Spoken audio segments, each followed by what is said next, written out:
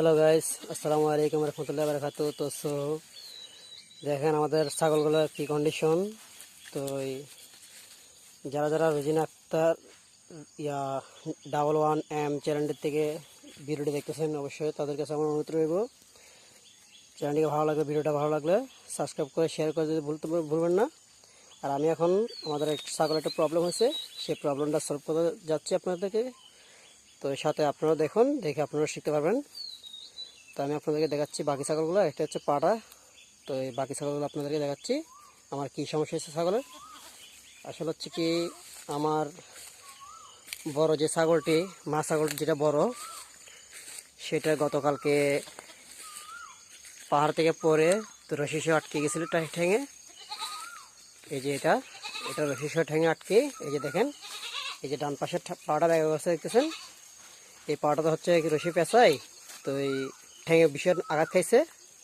ভাগ্য ভালো যে আমাদের ছাগলটির হাড় ভাঙে নাই। এই যে দেখছেন, ওই ল্যাঙ্গে ল্যাঙ্গে হাঁটতেছে, বেশি ব্যথা হয়েছে। তো এই ল্যাংড়ে হাঁটার কারণটা হচ্ছে যে, অতিরিক্ত ব্যথা পাওয়ার কারণ হচ্ছে যে ল্যাংড়ে হাঁটতেছে, ঠিক আছে। আর এটা হচ্ছে ওর বাচ্চা, এটা হচ্ছে সাগির বাচ্চা, যেটা তার আগে দেখালাম, এটা হচ্ছে পাটার বাচ্চা। তো মূলত যে ছাগলটি ব্যথা পাইছে, সেই ব্যথাটার জন্য আপনারা কি মেডিসিন ইউজ করবেন আজকে, সেটাই তো মূলত আমি আপনাকে দেখাবো। তো মেডিসিন হচ্ছে দুই প্রকার আছে। একটা হচ্ছে আপনারা অনেকে হয়তো ধূপ ঘাস চিনেন, যেটা হিন্দুরা পূজা করে ধূপ ঘাস। ওই ধূপ ঘাসের সাথে হলদি হলুদের পাউডার মিক্স করে ডোলে যদি যে জায়গাটা ব্যথা হয়েছে জায়গাটা যদি লাগাইয়ে কিছুতে বাঁধিয়ে রাখতে পারেন, তাহলে কিছুটা ব্যথা কমে যাবে। আর তাছাড়া হচ্ছে যে আমি একটা ওষুধ আনছি, তো তো ওই মেডিসিনটা এখন আপনাদেরকে দেখাবো। এই যে দেখতেছেন, এই যে মেডিসিনটা PK5 100 mg, আপনারা তো মেডিসিনটা দেখতেছেন।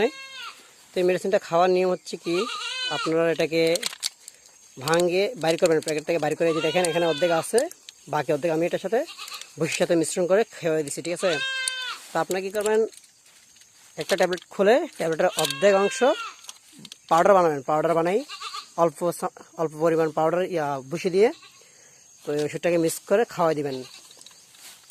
দুপুরে অর্ধেক খাওয়াই দেবেন আর বাকি অর্ধেক রাত্রে খাওয়াবেন। তো যদি দেখতেছেন যে এটা ভালো হচ্ছে না ব্যথাটা, তারপর দিন কী করবেন, আপনি পুরো একটা খাওয়াই দিবেন। তারপর দিন সকালবেলা পুরো একটা খাওয়াই দিবেন, তাও দেখে যাবেন ব্যথাটা সেরে যাবে। যদি ব্যথা তাও না সারে, তারপরে কী করবেন, আপনারা যে বাকি ওষুধগুলো থাকবে ট্যাবলেট,